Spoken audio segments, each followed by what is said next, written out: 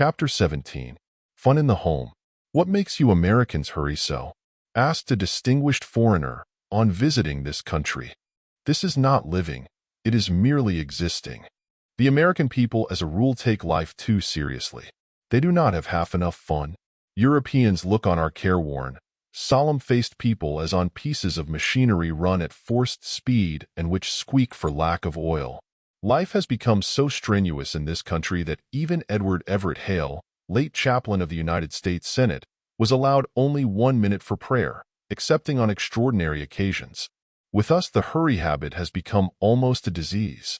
We get so accustomed to the American pace that we cannot slow down, even when we are not in a hurry. Our movements, habits, and manners give us the appearance of always being in a rush, and we hurry even when on a vacation. Many people do not seem to know how to let themselves out unreservedly in their play. The ghost of worry or anxiety is nearly always present to mar their enjoyment, or they fear that it would not be dignified for a man to act like a boy. This keeps many men from getting the best out of their recreation. When in the country, they could derive a good lesson in healthful abandon from the young cattle or colts when they first leave the barn in the spring and are turned out to pasture. How they kick up their heels, as though they delighted in mere existence. Notwithstanding the fact that the country has so many natural advantages of pure air, stimulating scenery, fresher and more healthful food, and freedom from the racking noises of the city, city dwellers, as a rule, do not age so rapidly and are much more cheerful than farm dwellers. The reason for this is found in the fact that there are so many more facilities for amusement in the city than in the country. People who live in congested districts feel the need of amusement. They are hungry for fun. They live under strong pressure, and they take every opportunity for easing the strenuousness of their lives. This is why humorous plays, comic operas, and vaudeville performances generally, no matter how foolish, silly, or superficial, are always well patronized. City people laugh a great deal more than country people, and everybody knows that laughter is a refresher, a rejuvenator, a success factor. They must unbend, and this fun-seeking has a great deal to do with keeping city people young and fresh after youth has passed. What is needed is more play every day, play mixed with work. Don't take your vocation so seriously. Do not let a spurious culture keep you from laughing out loud, or from giving yourself up with abandon to the fun-loving instinct. A cheerful disposition that scorns every rebuff of fortune and laughs in the face of disaster is a divine gift. Fate itself has to concede a great many things to the cheerful man. To be able to laugh away trouble is greater fortune than to possess the minds of King Solomon. It is a fortune, too, that is within the reach of all who have the courage and nobility of soul to keep their faces turned to the light. As a rule, lovers of humor, great storytellers and jokers have a wonderful power of self-refreshment and retarding old age. People who seldom laugh, people who cannot appreciate a joke, age much faster. An aged person ought to be serene and calm and balanced. All of the agitations and perturbations of youth ought to have ceased. A sweet dignity, a quiet repose, a calm expression should characterize people who are supposed to have had all that is richest and best out of the age in which they lived.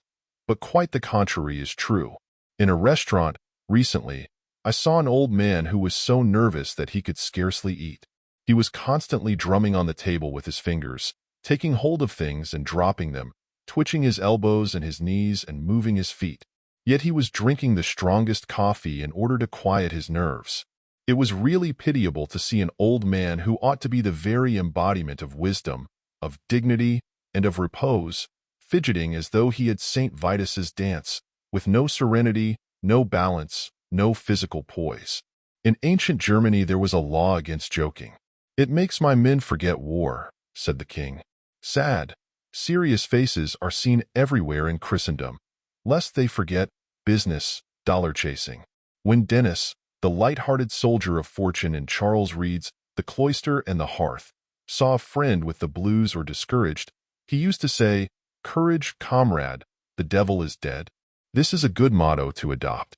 Always take it for granted that the devil, personifying everything that is bad, disagreeable, and injurious, is dead. To ignorant, superstitious people the devil is very much alive. He has the whisk of his tail in all their amusements.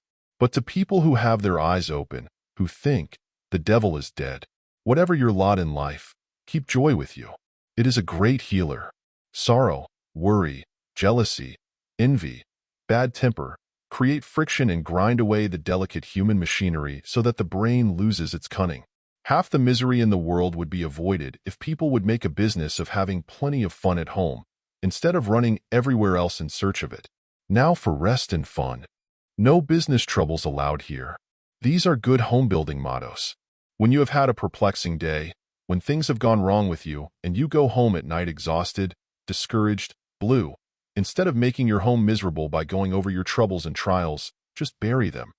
Instead of dragging them home and making yourself and your family unhappy with them and spoiling the whole evening, just lock everything that is disagreeable in your office. I know a man who casts such a gloom over his whole family and so spoils the peace of his home by insisting upon talking over all his business troubles that his wife and children fairly dread to see him come home, because when they see the thundercloud on his face, they know that their fun for the evening will be spoiled. Just resolve that your home shall be a place for bright pictures and pleasant memories, kindly feelings toward everybody, and, as Mr. Roosevelt says, a corking good time, generally. If you do this, you will be surprised to see how your vocation or business wrinkles will be ironed out in the morning and how the crooked things will be straightened. Make a business of trying to establish a model home, where every member of your family will be happy, bright, and cheerful. Fill it with bright, cheerful music. Physicians are employing music more and more because of its wonderful healing properties. Fun in the home 249. If there are no musicians in your family, get a graphophone, a piano player, or some other kind of automatic musical instrument. There is nothing like music to cheer up and enliven the home and to drive dull care, the blues, and melancholy away. Music tends to restore and preserve the mental harmony. Nervous diseases are wonderfully helped by good music. It keeps one's mind off his troubles and gives nature a chance to heal all sorts of mental discords. You will find that a little fun in the evening, romping and playing with the children, will make you sleep better. It will clear the physical cobwebs and brain ash from your mind. You will be fresher and brighter for it the next day. You will be surprised to see how much more work you can do, and how much more readily you can do it if you try to have all the innocent fun you can. We have all felt the wonderful balm, the great uplift, the refreshment, the rejuvenation which have come from a jolly good time at home or with friends, when we have come home after a hard, exacting day's work, when our bodies were jaded and we were brain-weary and exhausted. What magic a single hour's fun will often work in a tired soul. We feel as though we have had a refreshing nap. How a little fun releases us from weariness and sends a thrill of joy and uplift through the whole being. Laughter is as natural a form of expression as music, art, or work of any kind. We cannot be really healthy without a lot of fun. There is something abnormal, something wrong in the parent who is annoyed by the romping, the playing, the laughter of children. The probabilities are that his own child life was suppressed. The man who would not grow old must keep in touch with young life. Do not be afraid of playing in the home. Get down on the floor and romp with the children. Never mind the clothes, the carpets, or the furniture. Just determine that you will put a good lot of fun into your life every day. Let come what will. Have all the fun you can at the table. It is a place for laughter and joking. It is a place for bright repartee. Swallow a lot of fun with your meals. The practice is splendid. It is the best thing in the world for your health. It is better than swallowing dyspepsia with every mouthful of food. The meal time ought to be looked forward to by every member of the family as an occasion for a good time, for hearty laughter, and for bright, entertaining conversation. The children should be trained to bring their best moods and say their brightest and best things at the table. If this practice were put in force, it would revolutionize American homes and drive the doctors to despair. I know a family in which joking and funny story-telling at meals has become such an established feature that it is a real joy to dine with them. The dinner hour is sure to afford a jolly good time. There is a rivalry among the members of the family to see who can say the brightest, wittiest thing, or tell the best story. There is no dyspepsia, no nagging in this family. A few hours of sunshine will do for plants what months of cloudy weather could never do. It is the sunshine that gives the delicate, inimitable tint of beauty to fruit and flower. We all require mental sunshine. I have been in homes that were so somber and sad and gloomy that they made me feel depressed the moment I entered them.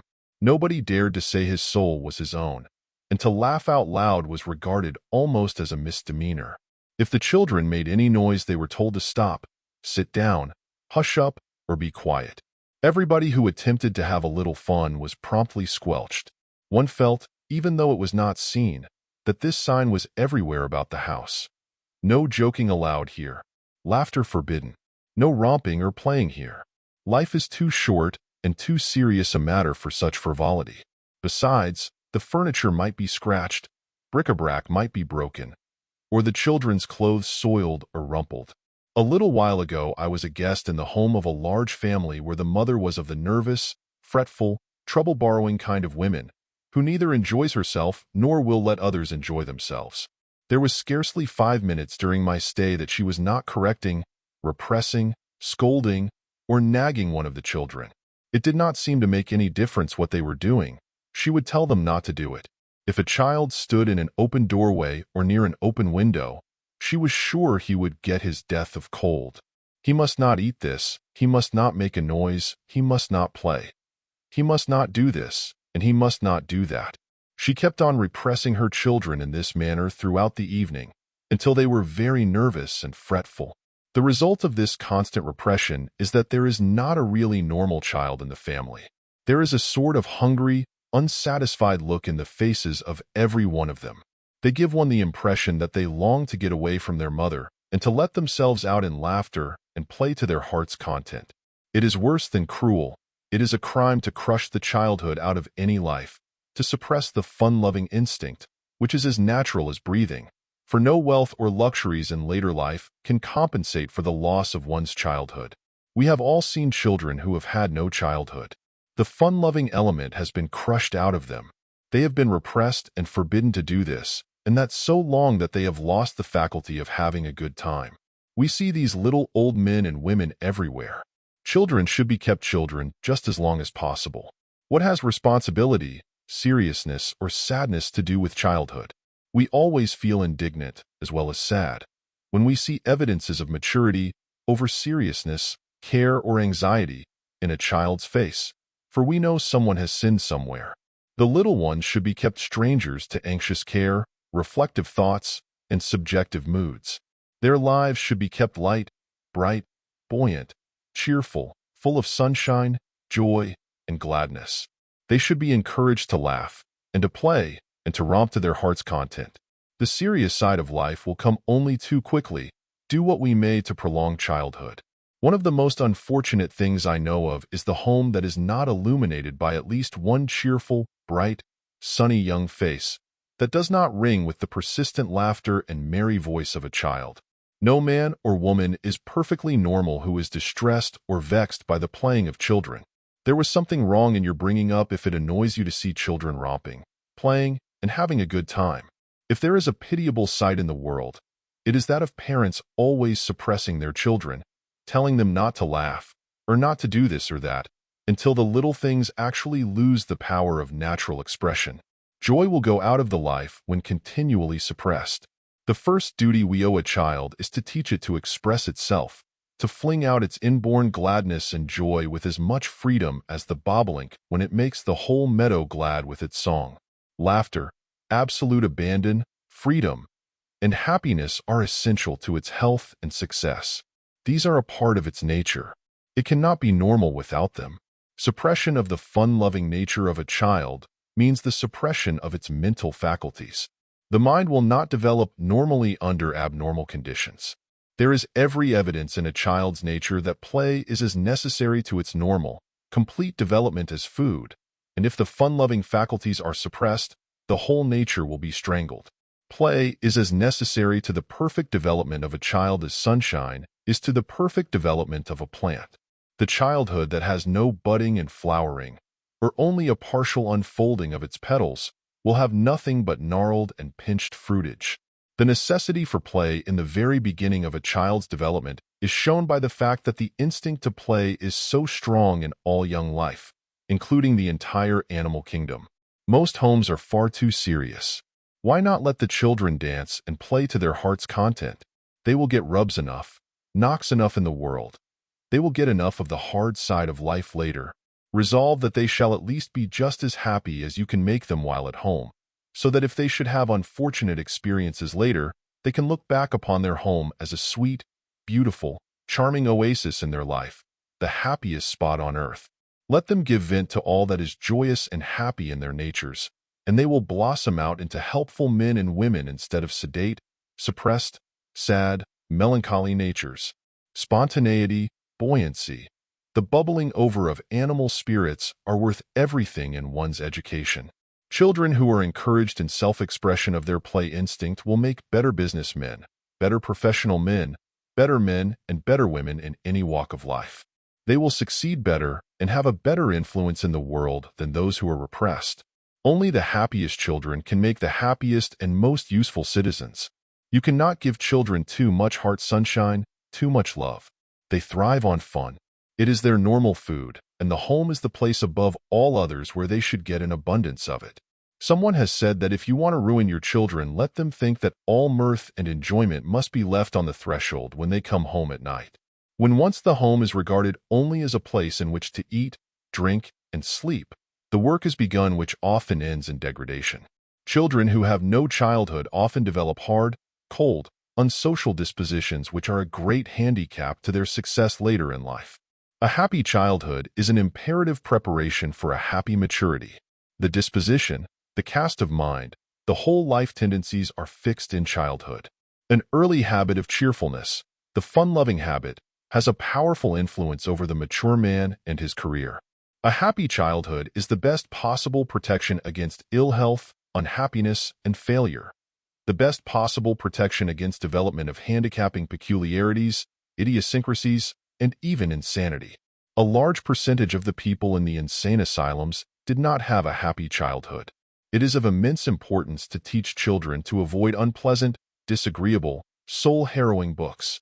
Keep them from reading morbid stories, morbid descriptions of crime and misery in the newspapers. Do not let these black pictures etch their hideous forms into their tender, sensitive minds. Children should be taught the art of getting enjoyment out of the common things of life. This will prevent the development of a restless tendency, a disposition always to think that they would be happier if they were only somewhere else, under other conditions. If you want your children to be well, strong, and happy, try to cultivate the sense of humor, the fun instinct, in them just as much as possible. Teach children to laugh at their misfortunes and to see the ludicrous side of unpleasant things which cannot be avoided or ignored. Mirth is God's medicine. Give the children a lot of it. Blessed indeed are the joy makers. I once knew a little girl who was so happy that she asked her mother if she could say good morning to God. She used to say good morning to her canary and good morning to the sun, and she naturally thought, and rightly, that she ought to say good morning to her Creator. All the members of the mental family, all our faculties, are dependent upon their harmony for their helpfulness and efficiency. If they are unhappy, their efficiency is seriously impaired. Discouragement, worry, anxiety, fear, anything which makes them abnormal, practically ruins their efficiency. On the other hand, whatever tends to encouragement, to cheerfulness and good humor, whatever brightens hope and brings good cheer, multiplies their efficiency. There is no other one thing which so buoys up the faculties and refreshes the whole man as good, innocent fun. The enormous success of the theatrical business is based largely upon the instinctive demand in human nature for amusement. When this demand in us is gratified, the whole man is improved, enlarged, is more healthy, more efficient, more normal. But when it is denied, as it was among many of the Puritans in our early history, there is a famine in the nature, the faculties shrivel, and the whole character deteriorates. It is a great thing to encourage fun in the home. There is nothing like a fun-loving home. It keeps children off the street. It discourages vice and all that is morbid. The fun-loving faculties in many children are never half developed. Hence the melancholy traits, the tendency to sadness, moroseness, morbidness, which we see in men and women everywhere. These are not normal. They are indications of stifled, suppressed, dwarfed natures. Many parents have a great idea of being stern, not realizing that suppression means strangling growth, stifling aspiration, dwarfing ideals. There can be no real growth, enlargement of faculties, where there is no freedom of expression. The child that has been trained to be happy, that has been allowed free expression to his fun-loving nature, will not have a sad or gloomy disposition. Much of the morbid mentality which we see everywhere is due to stifled childhood. Soul sunshine keeps everything within us sweet, pure, like the material sun which destroys the miasma. It antidotes the poisons caused from worry, jealousy, and the explosive passions. It preserves us from becoming soured on life. A pessimistic, crotchety disposition, a fault-finding, finical, disagreeable mind sours everything in life. Pessimism is darkness. Things do not thrive or ripen, become sweet or beautiful in the dark. It requires the sun of optimism to bring out soul beauty and to ripen and sweeten the juices of life. The tendency of pessimism is to sour, to distort one's way of looking at things. What makes us happiest makes us most efficient. Happiness is the great lubricator of life which keeps the wheels from creaking, which prevents the grinding, wearing effect caused by discord. How much stronger, clearer-brained, and more efficient we feel after we have had a real jolly good time. How it refreshes, renews, and restores our flagging energies. If you carry about a gloomy face, you advertise the fact that hope has died out of you. That life has been a disappointment to you. The habit of frequent and hearty laughter will not only save you many a doctor's bill, but will also save you years of life. Laughter is a foe to pain and disease, a sure cure for the blues and melancholy. Be cheerful, and you will make everybody around you happier and healthier. Laughter and good cheer make love of life, and love of life is half of health. Laughter keeps the heart and face young and enhances physical beauty. End of chapter.